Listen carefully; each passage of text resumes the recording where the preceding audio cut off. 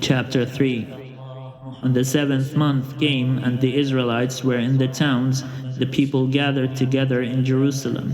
Then Jeshua son of Jozadak with his fellow priests, and Zerubbabel son of Shealtiel with his kin, set out to build the altar of the God of Israel, to offer burnt offerings on it, as prescribed in the law of Moses, the man of God.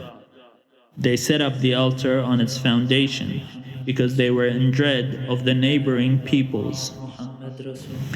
And they offered burnt offerings upon it to the Lord, morning and evening. And they kept the festival of booths, as prescribed, and offered the daily burnt offerings by number according to the ordinance, as required for each day.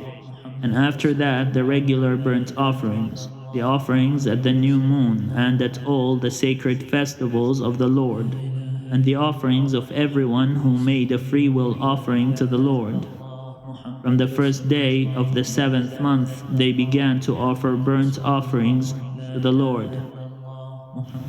But the foundation of the temple of the Lord was not yet laid, so they gave money to the masons and the carpenters, and food, drink, and oil to the Sidonians and the Tyrians, to bring cedar trees from Lebanon to the sea, to Joppa, according to the grant that they had from King Cyrus of Persia. In the 2nd year after their arrival at the house of God at Jerusalem, in the 2nd month, Zerubbabel son of Shealtiel and Jeshua son of Jozadak made a beginning, together with the rest of the people, the priests and the Levites, and all who had come to Jerusalem from the captivity.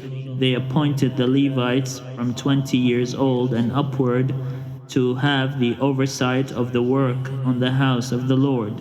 And Jeshua with his sons and his kin, and Kadmiel and his sons, Pinui and Hodaviah, along with the sons of Henadad, the Levites, their sons and kin, together took charge of the workers in the house of God. When the builders laid the foundation of the temple of the Lord, the priests in their vestments were stationed to praise the Lord with trumpets, and the Levites, the sons of Asaph, with cymbals, according to the direction of King David of Israel. And they sang responsively, praising and giving thanks to the Lord, for he is good, for his steadfast love endures forever toward Israel. And all the people responded with a great shout when they praised the Lord, because the foundation of the house of the Lord was laid. But many of the priests and Levites and heads of families, old people who had seen the first house on its foundations, wept with a loud voice when they saw this house, though many shouted aloud for joy, so that the people could not distinguish the sound of the joyful shout from the sound of the people's weeping. For the people shouted so loudly that the sound was heard far away.